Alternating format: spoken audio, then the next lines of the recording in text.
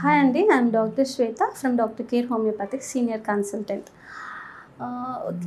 చాలామందికి అన్ని age groups వాళ్ళకి సఫర్ అవుతున్న ప్రాబ్లం వచ్చేసి ఏంటి అంటే మోకాళ్ళ నొప్పులు. ఈ ఈ మధ్యకాలంలో మోకాళ్ళ నొప్పులు ఏజ్తో సంబంధం లేకుండా అందరికీ వస్తున్నాయండి. లైక్ 20 ఇయర్స్ వాళ్ళకి వస్తున్నాయి, 60 ఇయర్స్ వాళ్ళకి కూడా మోకాళ్ళ నొప్పులు అనేవి వస్తున్నాయి. మోకాళ్ళ నొప్పి అనగానే మోకాళ్ళలో గుజ్జు అరిగిపోయింది అని అనుకుంటూ ఉంటారు, లేదు అంటే పెయిన్ కిల్లర్స్ తెచ్చి వాడుతూ ఉంటారు. ఫస్ట్ మోకాళ్ళ నొప్పి వచ్చింది అంటే దానికి అసలు ఎందుకు స్టార్ట్ అయింది మోకాళ్ళ నొప్పి? లైక్ వాళ్ళ బరువు ఏమైనా ఎక్కువగా ఉన్నారా, లేదంటే ఏమన్నా ఇదివరకు ప్రీవియస్గా ఏమన్నా ఇంజరీస్ ఏమైనా జరిగాయా, లేదు అంటే వాళ్ళకి థైరాయిడ్ ఉందా, కాల్షియం డెఫిషియన్సీ ఉందా, వైటమిన్ డి డెఫిషియన్సీ ఉందా అని తెలుసుకొని మాత్రమే మనము పెయిన్ కిల్లర్స్ అనేవి వాడాలి అండి. లైక్ పెయిన్ అనేది ఏంటి అంటే మన బాడీ ఇచ్చే సిగ్నల్ అనమాట. లైక్ నీ జాయింట్లో ప్రాబ్లం ఉంది అని మన బాడీ ఒక సిగ్నల్ ఇస్తూ ఉంటుంది. ఆ సిగ్నల్ని మనము పెయిన్ కిల్లర్ ద్వారా దాన్ని నమ్ చేసేస్తూ ఉంటాం, అంటే ఆ సిగ్నల్ మన బాడీకి అందకుండా చేస్తూ ఉంటాం.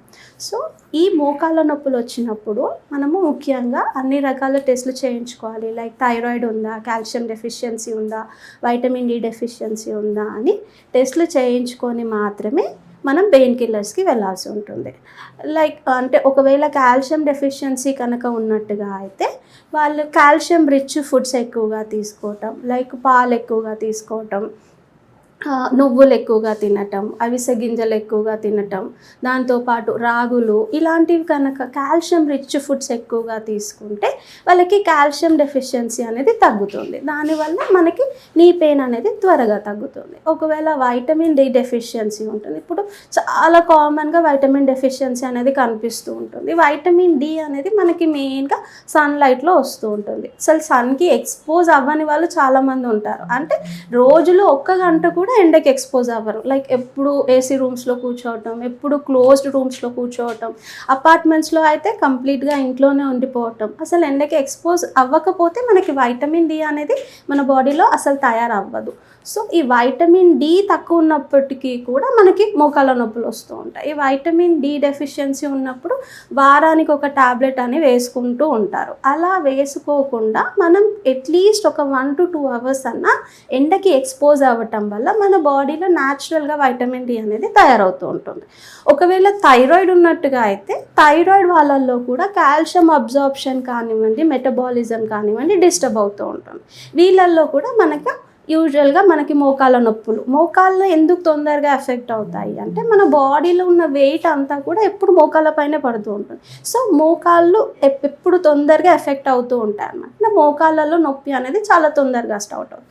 కొంతమంది ఓవర్ వెయిట్ ఉండడం వల్ల, లేదంటే చాలాసేపు నిల్చొని పనిచేస్తూ ఉంటారు, లైక్ 1 hour 2 hours అలా పొజిషన్లో నిల్చొని పని చేయటం వల్ల ఏమవుతుంది అంటే వాళ్ళకి ఎక్కువగా జాయింట్ పైన ఎక్కువగా బరువు పడిపోయి కూడా వాళ్ళు మోకాళ్ళ నొప్పులు రావడానికి చాలా అవకాశం ఉంటుంది. ఇంకా కొన్ని రకాలుగా ఆర్థరైటిస్ ఉంటుందండి.